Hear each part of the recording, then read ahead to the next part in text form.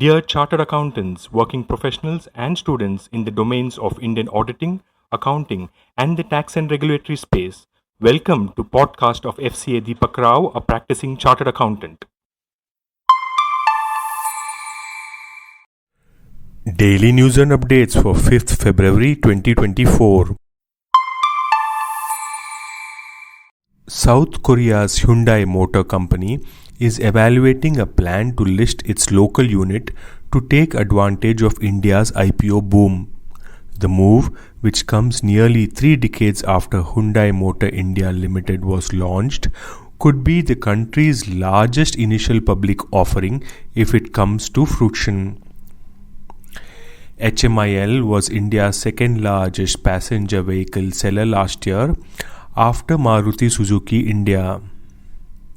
Marquee global investment banks including Goldman Sachs, Citi, Morgan Stanley, JP Morgan, Bank of America, HSBC, Deutsche Bank and UBS were in Seoul last week to make IPO pitches to the Hyundai leadership. Bankers valued the company at $22 to $28 billion. Hyundai is exploring a 15 to 20% dilution to raise $3.3 to $5.6 billion. The IPO record was set in 2022 by LIC of India with an issue size of Rs 21,000 crore. India recently became the 4th largest equity market in the world, overtaking Hong Kong. At the upper band of $28 billion, HMIL will be valued at more than Mahindra and Mahindra, Adani Power and Bajaj Auto.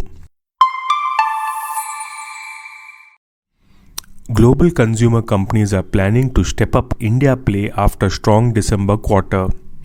Global CEOs and financial heads of consumer-facing companies like Apple, Starbucks, Colgate, Mondelez, Diageo and Whirlpool reported strong performance in their India business. Mondelez plans to invest in capacity expansion. Whirlpool expects a 4 to 6% increase in sales volume in Asia, driven by India's growth. Apple's India business had record quarterly revenue.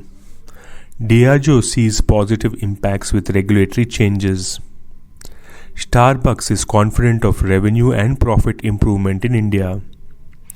Colgate-Palmolive is optimistic about demand recovery in rural markets. Paytm top leadership addressed employee concerns about the future course of action during town hall meetings held at Paytm Payment Bank's 197 communications.